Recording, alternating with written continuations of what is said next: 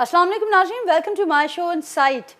नाज़रीन, मुल्क अंदर इक़्तिदार जी पुरअमन मुंतक़िली वारो जेको मरहलो आहे उहो मुकम्मल थी चुको आहे। 23हें वज़ीर आज़म तौर शहबाज शरीफ साहब चूंडिजी चुका आहिनि ऐं पाकिस्तान तहरीक इंसाफ़ ऐवान खां निकिरी हाणे जदोजहद करण जो जेको फ़ैसिलो आहे उनखे तेज़ करण जो, उन फ़ैसिले ते बीहण जो ऐलान करे चुकी आहे। ऐवान खां इस्तीफ़ाऊं बि ॾेई चुकी आहे। हाणे जेके ईंदड़ जेके मरहला हूंदा उहे बि ज़ाहिर आहे हिन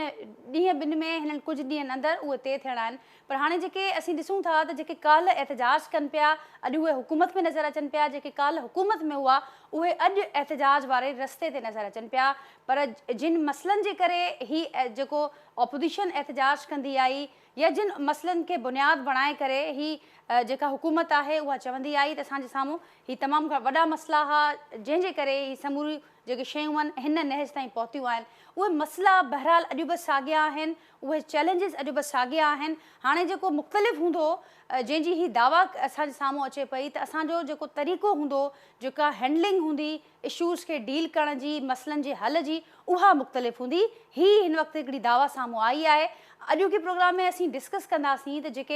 जेका नई गवर्नमेंट आहे उन लाइ फ़ौरी तौर ते जेके चैलेंजिस आहिनि उहे कहिड़ा आहिनि, सियासी फ्रंट ते, मुआशी फ्रंट ते, सफ़ारती फ्रंट ते, ऐं कहिड़े रीति जेके अॻु असीं ग़लतियूं त न चवंदासीं, पर जेकर ईअं चऊं त अॻु कहिड़ा कम हुआ जेके करणु घुरिबा हुआ पोइ हुकूमत खे, जेके न थी सघिया, ऐं हिन वक़्तु हिननि समूरनि मामलनि जे हल जे लाइ या हिकिड़ी स्मूथ शयुनि खे अॻिते हलाइण जे लाइ उन्हनि कमनि जी तमामु घणी ज़रूरत आहे। अॼोके प्रोग्राम खे फोकस कंदासीं। जेको पैनल मूंसां गॾु मौजूदु आहे तमामु घणो क्रेडिबल मूंसां गॾु पैनल मौजूदु आहे, जो तारुफ़ अवां सां कराईंदसि। पैनल में जेके माण्हू मूंसां गॾु मौजूदु आहिनि, मूंखे जॉइन कियो आहे असद अली शाह साहब,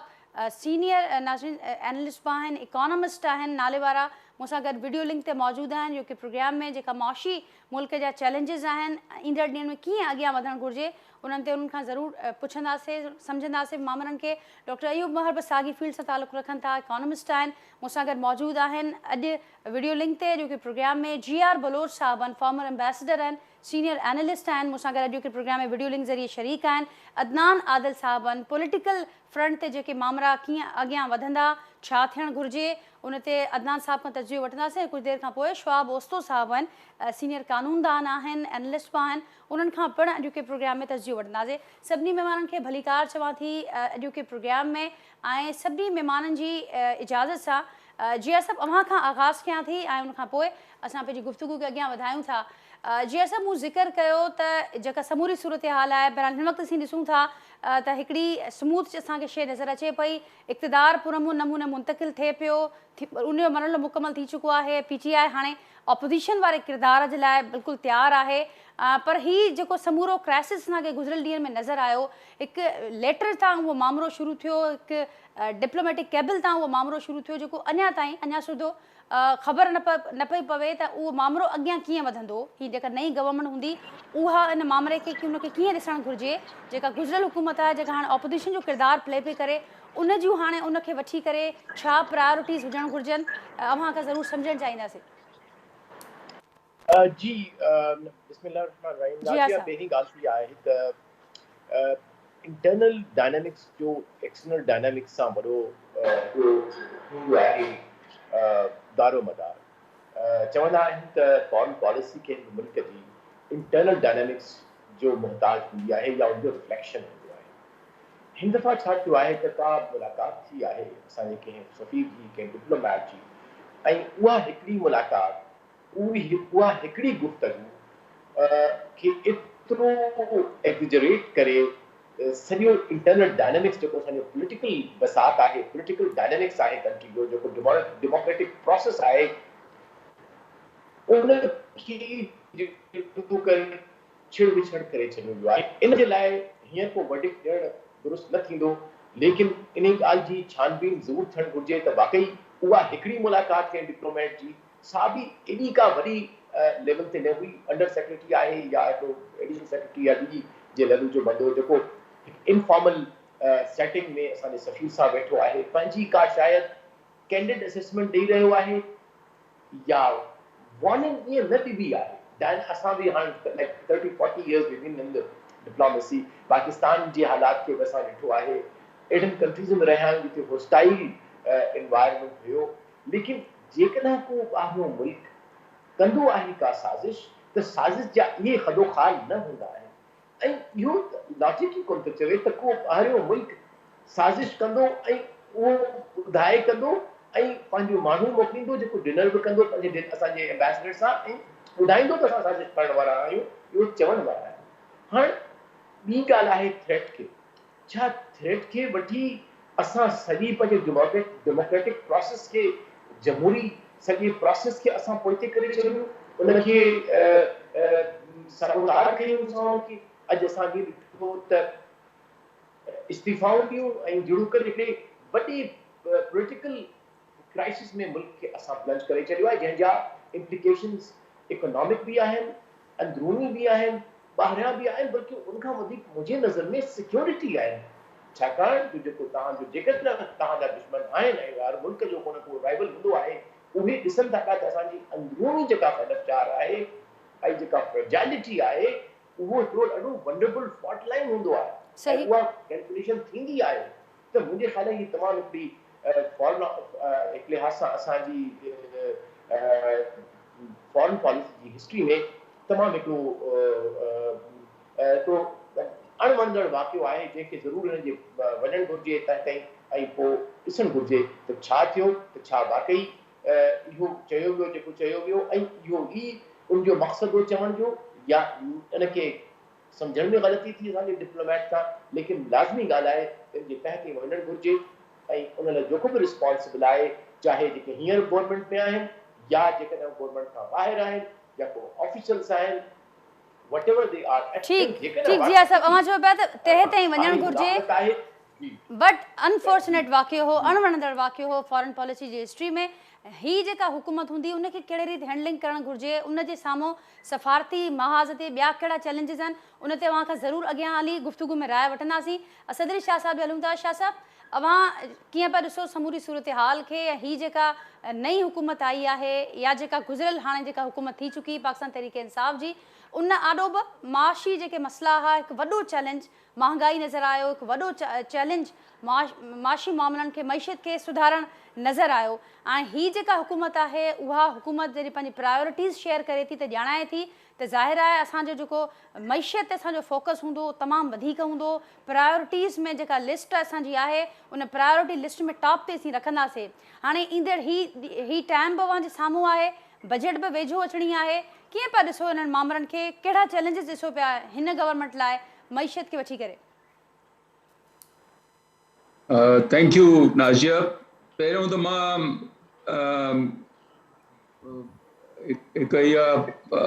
इन ते कॉमेंट ज़रूरु कंदुसि जंहिं नमूने सां ही ट्रांज़िशन थी आहे नो कॉन्फिडेंस वोट जी त इहो बि हिकिड़ो निशानदेही करणु खपे त ज़ाहिर आहे पहिरियों दफ़ो हिकिड़ो नो कॉन्फिडेंस वोट थियो आहे जंहिंजे थ्रू हिकिड़ी गवर्नमेंट चेंज थी आहे प्राइम मिनिस्टर खे चेंज करे नओं प्राइम मिनिस्टर हाणे इलेक्ट थियो आहे पाकिस्तान में पर इहा हिकिड़ी नॉर्मल कॉन्स्टिट्यूशनल सिस्टम में आहे असांजो ऐं पूरी दुनिया में जेके बि पार्लियामेंट्री डेमोक्रेसीज़ आहिनि इहो ई सिस्टम थींदो आहे पर तव्हां ॾिसो जंहिं नमूने सां सरकार जेको सिटिंग गवर्नमेंट हुई उनखे रेज़िस्ट कयो ऐं अनकॉन्स्टिट्यूशनल एक्शन्स कया तक़रीबन पोयनि 8-10 ॾींहंनि खां वठी असांजो मुल्क तक़रीबन सॼो बंदि लॻो पियो आहे त उन में तव्हां ॾिसो त तक़रीबन 220 मिलियन जी पॉपुलेशन में जेकॾहिं असां चऊं त 50% माण्हू जेको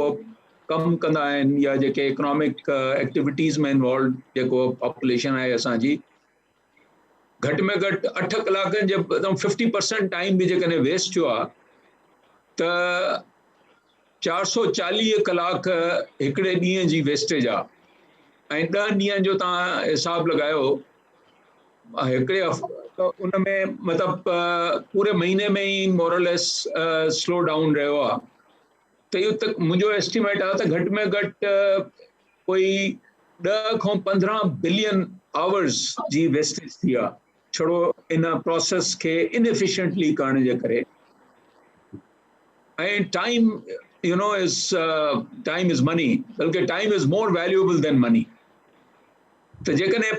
महीने जो जेकॾहिं तव्हां हिसाबु लॻायो जेको टाइम वेस्ट थियो आहे ऐं $2 to $3 बि जेकॾहिं हुनजी वैल्यू लॻायो त मुंहिंजे हिसाब सां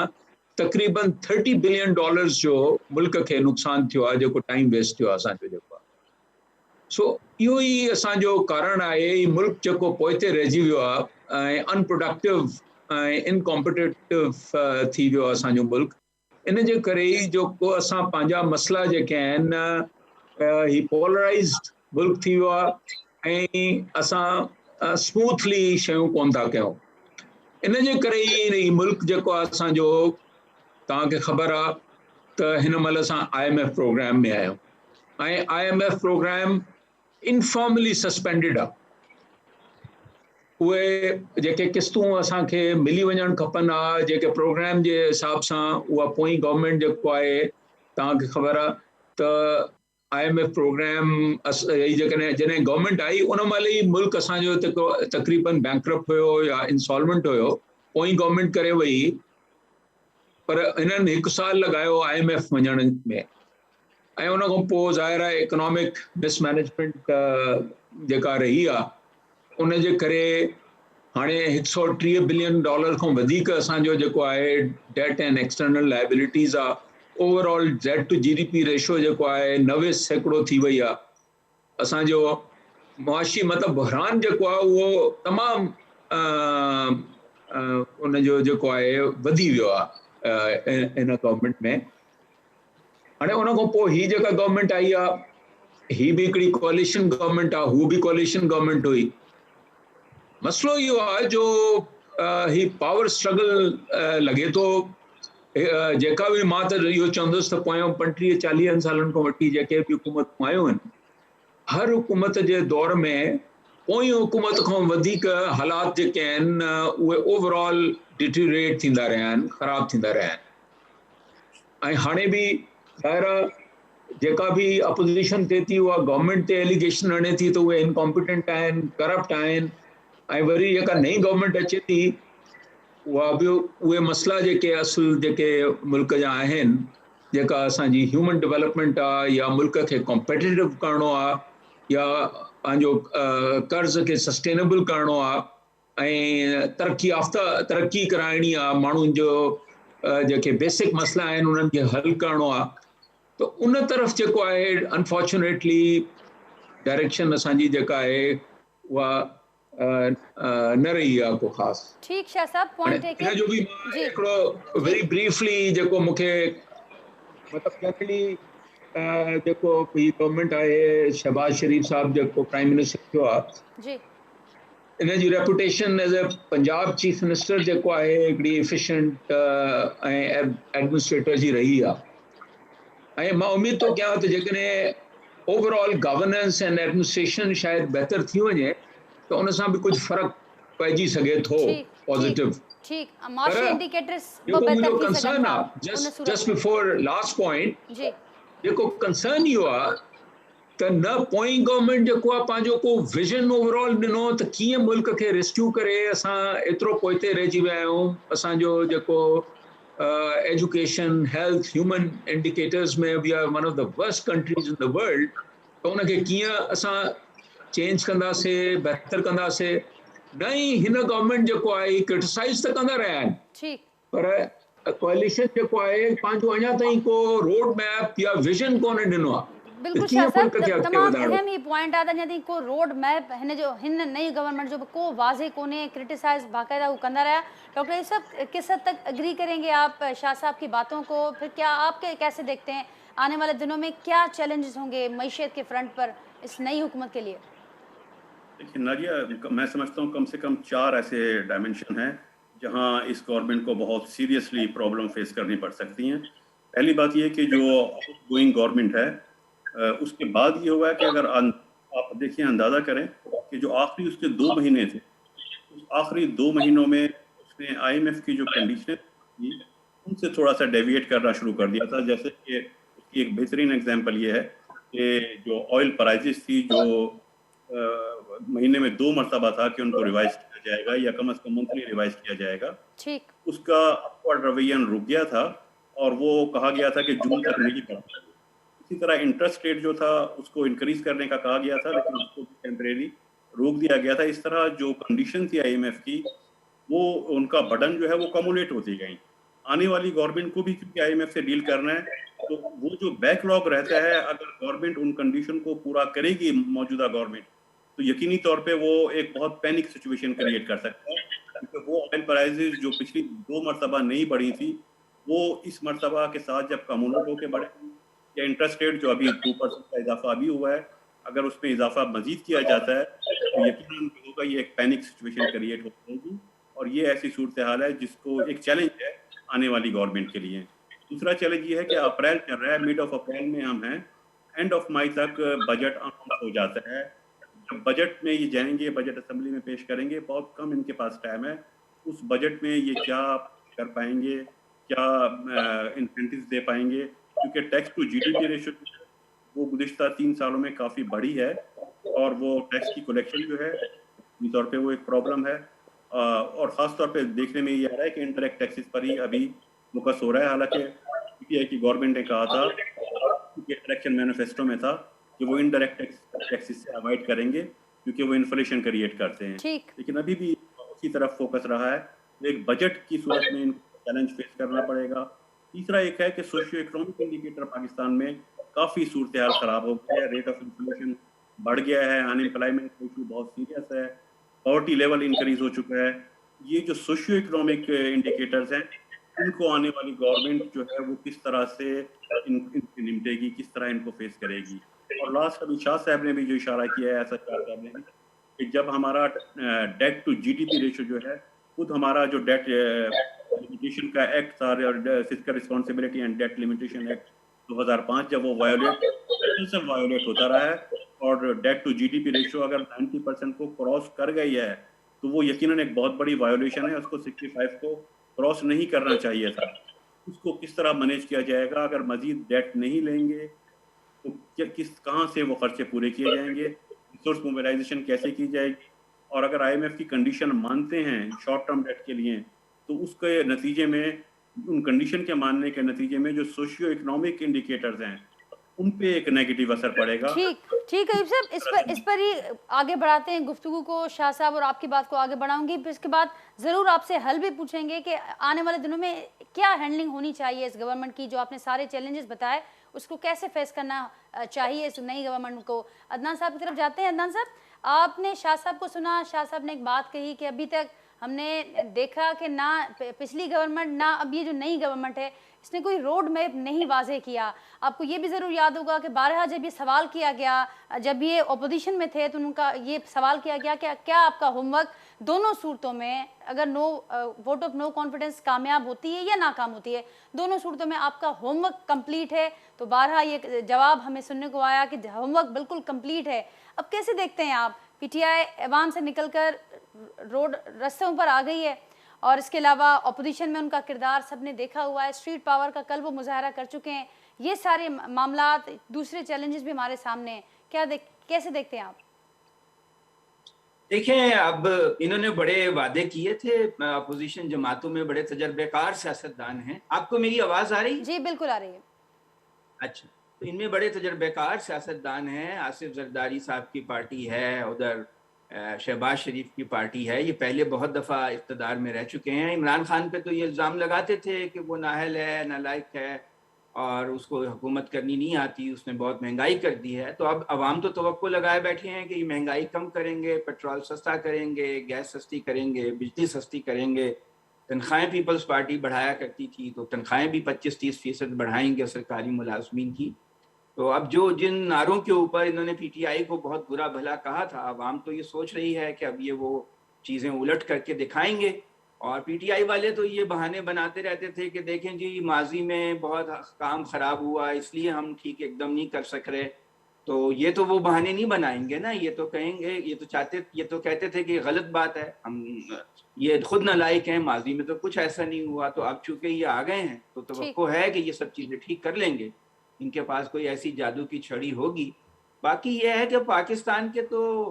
मसाइल बड़े गंभीर किस्म के हैं। अब ये इमरान खान साहब इस्तीफे दे चुके हैं असम्बलियों से, یہ جلسے جلوس کرتے رہیں گے. پہلے بلاول جلسے جلوس کرتے اس کا تھے. سیاسی فائدہ کسے پہنچتے ہوئے دیکھ رہے ہیں آپ استعفاؤں کا؟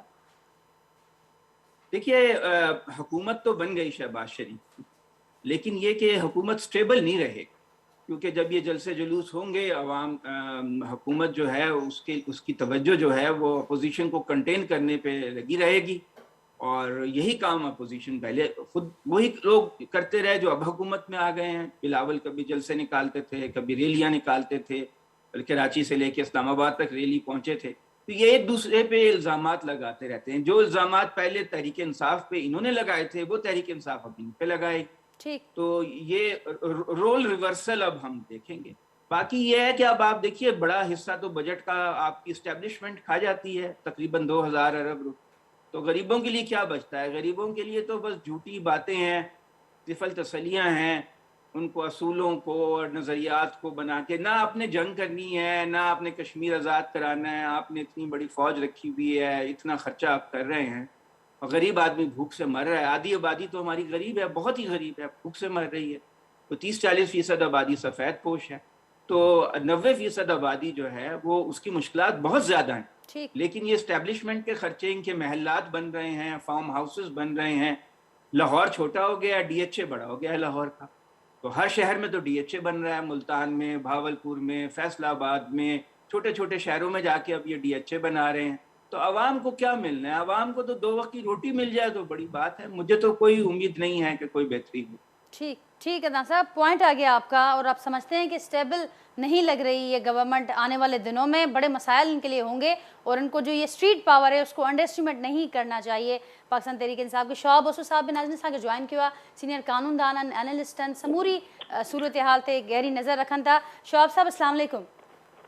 وعلیکم السلام. شعب صاحب ویلکم کیا تھی وہاں کے بھی پروگرام میں. اسد علی شاہ صاحبن، جی آر بلوچ صاحبن، عدنان عادل ایوب مرسا مسا گھر موجود ہیں. گال اسی کیوں پیا کہ جکا نئی گورنمنٹ ہے چیلنجز ان وقت کیڑا ہوندا ایندر ڈین میں؟ کولیشن گورنمنٹ آ وعدہ معاہدہ کھوڑ شیوں تھیوں ان گزرل ڈین میں کیئں ॾिसो पिया वहाँ؟ ॾिसो हाणे हिकिड़ो नॉवल एक्सपेरिमेंट आहे. पहिरियों दफ़ो इहो हिकिड़ो एक्सपेरिमेंट थियो आहे. हिकिड़ी गवर्नमेंट खे वोट ऑफ नो कॉन्फिडेंस में हटायो वियो आहे, ऐं उन सां गॾु जेका गवर्नमेंट ठही आहे उहे बि रिवायती तौर ते हिक ॿिए जा हरीफ़ रहिया आहिनि. ऐं इहो तजुर्बो पहिरियों बि थियो हुयो 2008 में, जॾहिं पीपल्स पार्टी नवाज़ शरीफ़ साहब सां गवर्नमेंट ठाही हुई, पर उहा न हली सघी हुई. ऐं हाणे जेको नओं मसइलो पैदा थींदो, जंहिंजा ज़ाहिरा असर जेके आहिनि हिन गवर्नमेंट जे कॉम्पोज़िशन ते ऐं कंटिन्यूटी ते बि पवंदा, उहो इहो आहे त हिननि इस्तीफ़ाऊं ॾेई छॾियूं आहिनि. ऐं 300-350 जेकॾहिं मेंबर मुख़्तलिफ़ हाउज़िस जा जेकॾहिं इस्तीफ़ा ॾेई था छॾनि, हाणे सभ खां पहिरियों सुवाल त इहो पैदा थींदो त लेजिटिमेसी कहिड़ी आहे हिन हुकूमत जी. नेशनल असेंबली में सिर्फ़ु ट्रेजरी हूंदी, अपोजिशन हूंदी ई कोन. ॿिए तरफ़ इलेक्शन कमीशन थी चवे त असां वटि अञा कैपेसिटी कोन्हे ऐं लीगल हिचिस आहिनि इलेक्शन्स कराइण जूं. त फौरी तौर ते इन्हनि सीट्स खे जेको आहे सो बाय इलेक्शन्स में भरे बि न सघंदा. ऐं तमामु वॾी तइदाद आहे जेकॾहिं वाकई इस्तीफ़ाऊं ॾियनि था ऐं उहे इस्तीफ़ाऊं एक्सेप्ट थी थियूं वञनि, त तमामु वॾी तइदाद आहे जिन खे तव्हां नज़रअंदाज़ नथा करे सघियो. त हिकिड़ो सियासी बहरान त मुंहिंजे ख़्याल में अञा हलंदो ऐं हली रहियो आहे, ऐं शायदि अॻिते हली वधे. ॿिए तरफ़ इमरान ख़ान साहिब जी कोशिश इहा ई आहे त हिन गवर्नमेंट खे पैरालाइज़ कयां, ऐं जेको धरने जो जेको हिकिड़ो नओं हथियार पैदा थियो आहे, जेको हाणे सभई इस्तेमालु था कनि, उनखे त इमरान ख़ान साहिबु इंट्रोड्यूस कयो हुयो. तो हाणे त मां सम्झां थो त इहो बि कंदो त मुख़्तलिफ़ शहरनि में जेके पंहिंजा कार्डर्स अथसि, जेको कोर ग्रुप अथसि, उन्हनि खे कढंदो ऐं अमेरिका जे ख़िलाफ़ ऐं इस्लाम जी जेका हुन जो नैरेटिव ठाहियो आहे, ॿई नैरेटिव्स जेकॾहिं मिली था वञनि त ॾाढा ख़तरनाक थींदा. ऐं हिन वक़्तु मुल्क में माण्हुनि में उहो ई काफ़ी हिकिड़ो मुआशी लिहाज़ खां उहो ई हिकिड़ी महरूमी ऐं गुस्सो आहे. ऐं उहो थी सघे थो माण्हू उन गुस्से जो इज़हार जेको आहे हिन जे जलसनि में अची कनि. त ईंदड़ सूरताल मूंखे ॾाढी ख़राबु थी नज़र अचे. ॿिए तरफ़ तव्हांजी इकॉनमी जेका आहे बिल्कुलु वेठल आहे, ऐं IMF जो प्रोग्राम बंदि थियल आहे, ऐं तव्हां वटि जेके फॉरेन एक्सचेंज आहे उहा वञे पई घटि बि ॿिए तरफ़ तव्हांजा जेके ट्रेड डेफिसिट आहे बजट डेफिसिट आहे ऐं तव्हांजो बैलेंस ऑफ पेमेंट जा डेफिसिट्स आहिनि वञनि पिया वधंदा त तव्हां इहो कीअं पूरो कंदव ज़ाहिर आहे हिन में रुपयो वधीक किरंदो ऐं ॿिए तरफ़ इन्फ्लेशन वञे पई वधंदी त हुन सां हिननि जेको आहे सो पॉलिसी रेट्स बि वधाए छॾिया आहिनि स्टेट बैंक जंहिंसां जेको हिननि जी हुई PTI जो जेको क्लेम हो त असां ग्रोथ 5.67 ताईं खणी वेंदासीं ज़ाहिर आहे ग्रोथ बि कोन थींदी ग्रोथ रखण जे करे तव्हांखे एम्प्लॉयमेंट जा प्रॉब्लम थींदा एम्प्लॉयमेंट कीअं जनरेट थींदी त मुल्क में हिकिड़ा तमामु वॾा मसइला आहिनि जेके हाणे ॾिसजे त हीअ जेका गवर्नमेंट ठही आहे हिननि में केतिरी स्टेट्समैनशिप आहे हिन जी लीडरशिप में केतिरो हिन में विज़डम आहे केतिरी प्रूडेंस आहे केतिरो हे सिंसियर आहिनि मुल्क सां ऐं ॾिसजे त एस्टेब्लिशमेंट हाणे हिन सूरत हाल में छा ख़ामोश थी इमरान ख़ान खे फुली जेको आहे सो जेको हलंदो रहियो आहे सिलसिलो त न खेॾंदुसि न खेॾणु ॾींदुसि छा हिन पॉलिसी खे उहो बर्दाश्त करे सघनि था त भली पाकिस्तान जी बैन अल-अक़वामी जेका बेहक आहे उहा मुतासिर थिए अमरीका बि गारियूं खाए ऐं इस्लाम जे मामले में बि माण्हुनि में इश्तिहाल पैदा कजे इहे ॿई मामला जेके आहिनि ॾाढा ख़तरनाक आहिनि ऐं स्टेट जी जेका हिन वक़्तु सघ आहे ॾाढो ॾुखियो आहे तव्हांखे हिननि मामलनि खे डेमोक्रेटिकली अलाउ करे रिज़ॉल्व करण जी छाकाणि असां वटि डेमोक्रेटिक इंस्टीट्यूशन्स आहिनि ई कोन जेकॾहिं वायलेंस शुरू थी वियो जंहिंजो बि मूंखे ख़ौफ़ आहे त इमरान ख़ान वायलेंस बि कराए सघे थो त पोइ त ज़ाहिर आहे इस्टेब्लिशमेंट चुप करे त कोन वेंदी तंहिंजे करे डेमोक्रेसीअ खे बि हिकिड़ो ख़तरो हर वक़्तु रहंदो ऐं शायदि इमरान ख़ान चाहे बि इहो ई थो त भली डेमोक्रेसी पटड़ी तां लही वञे पर हिननि खे हुकूमत कामयाबु न थियण ॾींदी छाकाणि त करे हे कामयाबु थी था वञनि इमरान ख़ान जी जेका इलेक्शन आहे जेका नेशनल जेका मेजर इलेक्शन थियणी आहे उन में हिनखे सेटबैक्स मिली सघनि था ठीकु शॉप साहब वॾी महिरबानी मुंहिंजी समूरी सूरत हाल ते पंहिंजो तजियो ॾियण लाइ जीआर साहब अवां वटि ईंदसि शॉप साहब खे मां ॿुधो ऐं ॿियनि पैनलिस्ट खे बि मां ॿुधो जेका मजमूई राय साम्हूं अचे पई त ज़ाहिर आहे नई गवर्नमेंट जे ॾाढो मसइला खोड़ आहिनि चैलेंजिस तमामु वॾा आहिनि ऐं जेका शॉप साहब ॻाल्हि कनि पिया त हीअ जेको बहरान आहे हीअ क्राइसिस एंड न थियो आहे पॉलिटिकल बहरान ॾे उन्हनि इशारो कयो उन्हनि इहो बि ॼाणायो त डेमोक्रेसी खे बि हर वक़्तु ख़तरो रहंदो ऐं समूरी सूरत हाल में इदारनि जो किरदारु तमामु अहम हूंदो त हीअ छा मामला ईअं ई कंटिन्यू रहंदा जीअं हिन वक़्तु असांखे नज़र अचे पियो जंहिंजो ज़ाहिर आहे हिकिड़ो इमेज जेको पए थो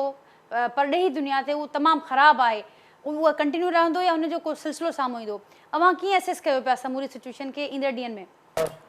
नाज़िया में ॿ जेके टे अहम ॻाल्हियूं आहिनि उनखे मां हाईलाइट कंदुसि त पहिरीं ॻाल्हि इहा आहे त अञा ताईं ज़ाहिर अंदरूनी जेके असांजूं पॉलिसीज़ हुयूं नेशनल पॉलिसीज़ हुयूं उन में मुख़्तलिफ़ राय हूंदा हुआ 2 जहतूं या 3 जहतूं हुयूं लेकिन फॉरेन पॉलिसी असांजी हिकिड़ी अहिड़ी नेशनल हूंदी हुई जंहिंमें तक़रीबन कंसेंसस हो माण्हुनि जो बि ऐं स्पेशली स्टेट इंस्टीट्यूशन्स जो हाणे छा थियो आहे त इमरान ख़ान साहब जे हिकिड़े कोट एंड कोट स्ट्रोक सां उहो फॉल्ट लाइन हिकिड़ी असांजी अची वई आहे फॉरेन पॉलिसी ऐं उन ई स्ट्रोक जे करे सो कॉल्ड असांजी जेका बैन अल-अक़वामी साख आहे उहा मुंहिंजे ख़्याल में दाव ते लॻल आहे नंबर 1 नंबर 2 जहिड़ो कर हिन जेको हिन जो पंहिंजो मूव आहे उन सां असां ते हिकिड़ो फोर्स कयो आहे त we have to choose a camp ऐं हिकिड़ो बेसिकली असां सभिनी जेके एनालिस्ट हुआसीं या जेके फॉरेन ऑफिस में रहियासीं ऐं नेशनल जेका डिबेट हुई त ऐं पाण बि इन्हनि जो चयो पिए त पाकिस्तान खे कंहिं बि कैंप जो हिसो न थियणु घुरिजे लेकिन हाणे अहिड़ी सिचुएशन क्रिएट थी वई आहे विटिंगली और अनविटिंगली त पाकिस्तान ते कम अज़ कम ठपो लॻे पियो त हू कंहिं तरफ़ झुके पियो या कंहिं तरफ़ झुकणु चाहिनि था त इहे 2 ॻाल्हियूं टी ॻाल्हि इहा आहे त असांजी सॼी इकोनॉमी जी डिपेंडेंस जेका आहे सा वेस्टर्न अमेरिका सां आहे 60-70% तव्हांजी जेका एक्सपोर्ट जो आहे डेस्टिनेशन सां उते आहे हाणे तव्हां उन्हनि सां वेही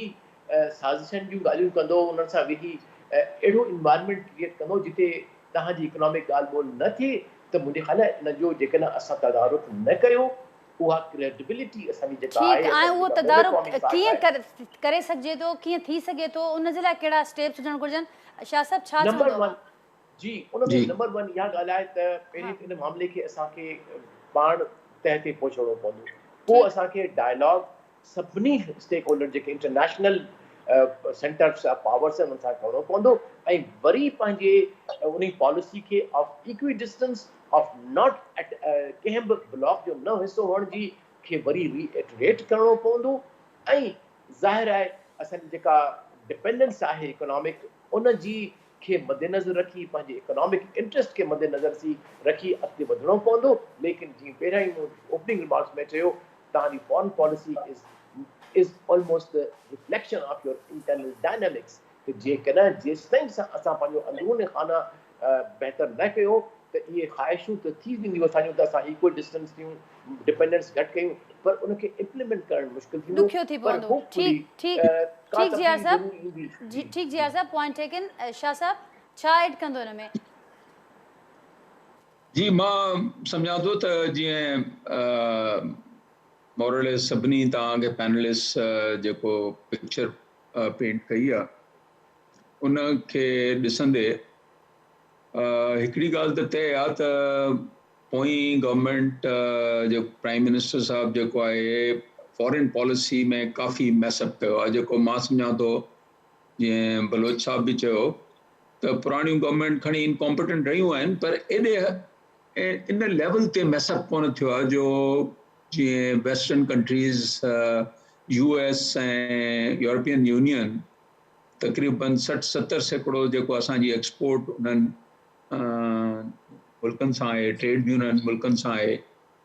ऐं उन खां अलावा उन्हनि जो इन्फ्लुएंस फाइनेंशियल इंस्टीट्यूशन्स ते इलाही आहे IMF ते बि इलाही आहे सो इहो हिकिड़ो एडवांटेज थींदो हिन गवर्नमेंट खे being more experienced and at least मां सम्झां थो त they will not be as foolish as I think the last 2 months the previous government जेको उन ज़माने में ई जेको एॾी दुनिया सॼी दुनिया जेको आहे जंहिंखे कंडेम पई करे रशिया यूक्रेन वारे मामले में उन टाइम ते प्राइम मिनिस्टर वञी ऐं रशिया खे विज़िट करणु ऐं रशिया सां असांजो को तालुक़ कोन्हे को ट्रेड कोन्हे को बलोच साहब बि तव्हांखे ॿुधाईंदो सो तंहिं करे इहा कॉन्फ्रंटेशन घटि थींदी त मां सम्झां थो ऐं जेकॾहिं US ऐं यूरोपियन यूनियन सां थोरा तालुकात जेकॾहिं बहितर थींदा त जेके चैलेंजिस त वॾियूं आहिनि हिन हुकूमत में बि जीअं तव्हांखे महर साहब ॿुधायो त IMF कंडीशनैलिटीज़ जे हिसाब सां असांखे पेट्रोल प्राइस वधाइणु खपे कमोडिटी प्राइसिस बिजली जी प्राइस वधाइणु खपे उहा फ्रीज़ करे छॾी प्रीवियस गवर्नमेंट सो उनजो जेकॾहिं उन फॉर्मूले ते घटि में घटि 40-50 रुपयो जेको आहे तव्हांखे ऑयल प्राइस वधाइणी पवंदी डीज़ल ऐं पेट्रोल ऐं इलेक्ट्रिसिटी प्राइस बि वधाइणी पवंदी कुझु हिननि खे डिफिकल्ट चैलेंजिस आहिनि जेके हिननि खे करणी पवंदियूं पर उन सां गॾु लाइक्लीहुड इहो आहे त they may get positive response from the financial institutions ऐं ॿी ॻाल्हि इहा आहे त हिननि जी जेका शहबाज शरीफ़ जी जेका रेपुटेशन आहे त मां सम्झां थो हिननि जी वन ऑफ दी ॾिसो न ॿियूं त ओवरऑल पॉलिसी फ्रेमवर्क विजन त मूंखे न हुननि उन गवर्नमेंट में लॻे पई न हिन गवर्नमेंट में लॻी पई पर जनरली हिननि जी जेका गवर्नेंस ऐं एडमिनिस्ट्रेशन आहे maybe I think I am hoping that हिकु त फॉरेन रिलेशन्स हिननि जी ठीकु हूंदी ऐं एॾियूं वॾा ब्लंडर्स न कंदा ई जेका प्रीवियस गवर्नमेंट करे पई ऐं थोरो कंसेंसस सां ऐं कोलैबोरेशन सां हलनि था त मां सम्झां थो सूरत हाल जेका आहे बहितर मैनेज थी सघे थी हिननि खे अयूब साहब खां इन ही शइ खे अॻियां वधाईंदा अयूब साहब शाह साहब होपफुल लग रहे हैं वो कह रहे हैं कि दो कि अभी तक इस गवर्नमेंट का भी कोई मैप सामने नहीं आया लेकिन फिर भी जो एक्सपीरियंस उनका है उसको सामने रखते हुए वो रिस्पांस पॉजिटिव एक्सपेक्ट कर रहे हैं फाइनेंशियल इंस्टीट्यूशंस का आपको भी ऐसा ही लगता है और साथ साथ क्या कॉन्क्रीट स्टेप्स होने चाहिए इस नई गवर्नमेंट के आने वाले इन चैलेंजेस को सामने रखते हुए देखिए होपफुल होने के इंडिकेटर आज से आने शुरू हो गए हैं आज ये देखिए सबसे बड़ा इंडिकेटर ये था कि आज स्टॉक मार्केट ने बहुत बड़ा एक पॉजिटिव रिस्पांस दिया है 1700 प्लस एक बहुत बड़ा जंप था स्टॉक मार्केट तरफ से पॉजिटिव रिस्पांस आया है दूसरा ये कि जो डॉलर के मुकाबले में पाकिस्तानी रुपी कंटिन्यूसली डिप्रिसिएट हो रहा था आज बेशक कम से मैग्नीट्यूड कम है लेकिन उसमें एक यू टर्न आया है आज रुपये में इन्हें अप्रिसिएट करना शुरू किया है स्टॉक मार्केट का तो एक बहुत बड़ा इंडिकेटर था, 1700 पॉइंट का जंप एक बहुत बड़ा जंप है, हिस्टोरिकल जंप है। तो स्टॉक मार्केट ने या फाइनेंशियल इंस्टीट्यूशन ने अपना कॉन्फिडेंस आज शो किया है। आपका क्वेश्चन था कि किस तरह से इसको इन चैलेंजेस फेस कर पाएंगे, क्या स्ट्रैटेजी होनी चाहिए। जाहिर है मेरा ख्याल है स्ट्रैटेजी ये 3 महीने में बजट से पहले कोई स्ट्रैटेजी का तो इनके पास वक्त नहीं है अभी। इनको पहले फोकस करना होगा कंडीशन कि उसको उससे कैसे फेस किया जाए और बजट की तैयारी शुरू की जाएगी। जाहिर है इन पर इनका फोकस होगा, लेकिन उसमें इनको जो फोकस करना चाहिए इस वक्त इंटरनेशनल मार्केट में हालात ये जा रही हैं, ये ऑयल की प्राइजेस अब $100 पर बैरल से भी नीचे आ गई है। ऑयल के इनकी एक मैं समझता हूँ पाकिस्तान के लिए एक ब्लेसिंग इन डिस्गाइज है। गवर्नमेंट को इसका फायदा पहुंचेगा इनडायरेक्ट वे में। एक इंपोर्ट जो आपका बिल है वो कम हो सकता है ऑयल की प्राइस इंटरनेशनल अगर डाउन जाती है। दूसरा ये कि जो रशिया ने जो अपनी स्ट्रैटेजी अनाउंस किया है कि उसने अपनी ट्रेड रूबल में शुरू कर दिया है, पार्टिकुलरली उसने मेंशन किया है यूरोपियन कंट्रीज को, और फिर रूबल को भी उसने बजाय इसके कि मार्केट मैकेनिज्म पे रहने दिया जाता उसको उसने गोल्ड प्राइजेस से रिलेट कर दिया है। गोल्ड के उसके पास रिजर्व्स हैं रशिया के पास, गोल्ड प्राइस से उसने उनको रिलेट कर दिया है। उससे ये इम्पैक्ट आएगा कि यूरो, स्टर्लिंग पाउंड और डॉलर की जो इंटरनेशनल प्राइजेस हैं वो डिप्रिसिएट हो सकती हैं। और इन तीनों करेंसियों को अगर इंटरनेशनल मार्केट में डिप्रिसिएशन होती है तो बेनिफिशियल पाकिस्तान या दूसरी डेवलपिंग कंट्रीज वो बेनिफिशियल होती हैं। क्वेश्चन ये है कि इस चीज़ का इंटरनेशनल जो चेंज आएगी उसका फ़ायदा किस तरह से उठाया जाए, उसके लिए हमें स्ट्रैटेजीज अडॉप्ट करनी पड़ेंगी। जब इंटरनेशनल क्राइसिस हो, पाकिस्तान में रेट ऑफ इंटरेस्ट भी बढ़ गया है, अगर रेट ऑफ रिटर्न भी बढ़ रहे हों तो ये एक बेहतरीन टाइम होता है कि आप FDI को अट्रैक्ट कर सकते हैं। FDI को आप अट्रैक्ट कर सकते हैं, आपका इंपोर्ट बिल कम हो सकता है। एक्सपोर्ट जब FDI आएगी तो उसके साथ एक कोरिलेशन होता है, एक रिलेशन होता है कि आपकी एक्सपोर्ट भी बढ़ेंगी, क्योंकि बहुत सारी चीज़ें वो इंपोर्ट सब्स्टिट्यूशन आपको देती हैं और एक्सपोर्टेबल चीज़ें भी यहाँ प्रोड्यूस हो सकती हैं। तो वो एक स्ट्रैटेजीज अडॉप्ट करनी होगी, इस पर काम करने की ज़रूरत है। और अगर गवर्नमेंट इस तरफ आएगी, FDI को अट्रैक्ट करने में कामयाब हो जाती है, क्योंकि FDI का आने का ताल्लुक जहाँ इकोनॉमिक पॉलिसी से है उससे ज़्यादा ताल्लुक फॉरेन पॉलिसी से होता है। आपकी फॉरेन पॉलिसी क्या है, आपके दूसरे मुल्कों से ताल्लुकात क्या हैं, आप किस तरह उनको रियलाइज़ कराते हैं कि पाकिस्तान जो है वो आपके लिए एक सेफ कंट्री है, आपकी इन्वेस्टमेंट महफूज रहती है। FDI वाला जो होता है वो पोर्टफोलियो इन्वेस्टमेंट की तरह रिएक्ट नहीं करता कि इंटरेस्ट रेट पे फ़र्क पड़ा है या एक्सचेंज रेट पे फ़र्क पड़ा है तो वो इमीडिएट डिसीजन लेगा। FDI के लिए जो आता है इन्वेस्टर वो एक 10 साल की फिजिबिलिटी रिपोर्ट बना के आता है, कम से कम 10 साल की, एक लॉन्ग टर्म प्लानिंग के तहत आता है। उस प्लानिंग के लिए बहुत ज़रूरी होता है कि उसका जो कॉन्फिडेंस है उसको रिस्टोर किया जाए, और उसको रिस्टोर करने में इकोनॉमिक पॉलिसी ज़्यादा से ज़्यादा आपकी फॉरेन पॉलिसी और आपकी इंटीरियर पॉलिसी, कितने आप सेफ हैं। इंटीरियर पॉलिसी, सिक्योरिटी पॉलिसी और फॉरेन पॉलिसीज़ जो हैं वो बहुत अहम रोल प्ले करती हैं, उस पर गवर्नमेंट को फोकस करना होगा। ठीक ठीक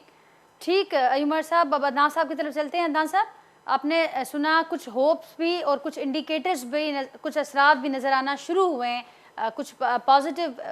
जो जिक्र किया अयूमर साहब ने भी। आप कैसे देखते हैं, क्योंकि शाह साहब ने ये बताया, वो ये समझते हैं, असेस कर रहे हैं कि पॉलिटिकल फ्रंट पर जो बहरान होगा उसमें इजाफा होगा। हमने देखा कि कौमी असम्बली में इतनी बड़ी तादाद में उन्होंने उसके आने वाले उसका जो नेक्स्ट स्टेप है उसका भी हवाला दिया। उसका कैसे क्या हल देखते हैं आप समझते हैं कि ये हैंडल कर पाएगी नई गवर्नमेंट इस किस्म की जो सूरत हाल बनने वाली है, जो प्रेशर डेवलप होने वाला है आने वाले दिनों में? देखिए, अगर तो ये पंजाब असम्बली से भी इस्तीफे दे दें 180 के करीब लोग और 150 के करीब नेशनल असम्बली में, तो फिर इतने बड़े पैमाने पे कानूनी तौर पे तो ज़िमनी इलेक्शन होना चाहिए अगले 3-4 महीने में। तो या तो फिर ज़िमनी इलेक्शन होगा आधे मुल्क में, तकरीबन आधी सीटों से भी ज़्यादा सीटों पे ज़िमनी इलेक्शन होगा, जो कि एक तरह के जनरल इलेक्शन के बराबर होगा। तो अब ये सवाल पैदा होता है कि क्या इतने बड़े पैमाने पे ज़िमनी इलेक्शन हो सकता है, और अगर नहीं तो फिर ये जनरल इलेक्शन की तरफ जाएंगे। तो बेहतर सियासी हल तो यही है कि शहबाज शरीफ जो हैं आजिज़ी दिखाएं और इमरान खान से किसी तरह रब्ता करें, किसी के ज़रिए करें, क्योंकि अभी शाह महमूद कुरैशी के ज़रिए भी कोशिश की गई थी कि इत्तेहादी जमातें जो हैं शाह महमूद के नाम पर मुत्तफ़िक होकर वापस आ जाएं, लेकिन वो नाकाम हो।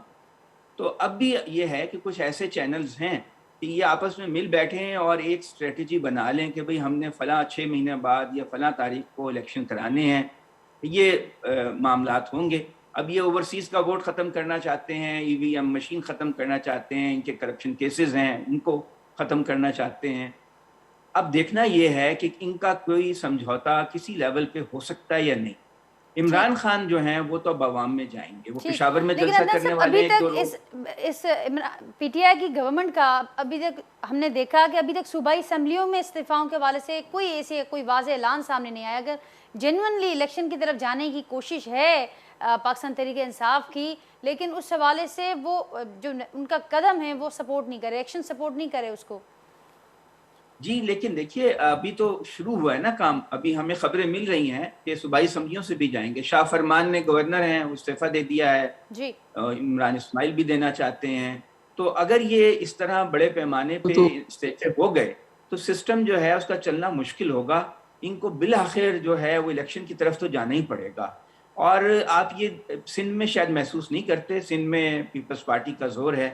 لیکن پنجاب اور خیبر پختونخوا میں پی ٹی آئی اور عمران خان بہت پاپولر ہیں. کل جو سپونٹینیس لوگ ہر جگہ نکلے ہیں, اس کے بعد اگر یہ مومنٹم برقرار رہا, اگر ابھی جذباتی طور پر لوگ نکل آئے بعد میں گھر بیٹھ گئے پھر تو کچھ نہیں ہوگا, لیکن اگر یہ مومنٹم برقرار رہا تو پھر حکومت کا سموتھلی چلنا بہت مشکل ہے. ٹھیک عدنان صاحب, بہت شکریہ آپ کا. جی آر بلوچ صاحب, اسد علی شاہ صاحب, ڈاکٹر عمر صاحب, سبنی جی مہربانی. شعیب صاحب کچھ دیر لاء असांखे जॉइन कयो, उन्हनि जी बि महिरबानी. नाज़रीन प्रोग्राम में जेका गुफ्तगू थी असीं अवां जे आॾो रखंदा आहियूं, ऐं गुफ्तगू में जेका पैनलिस्ट एक्सपर्ट्स ॻाल्हि ॿोल कई आहे उन हवाले सां पंहिंजे फीडबैक खां असांखे ज़रूरु आगाह कजो. वरी सेम टाइम ते सुभाणे असां मुलाक़ात कंदासीं नए महिमाननि सां. तेसिताईं मूंखे ॾींदा इजाज़त. अल्लाह हाफ़िज़.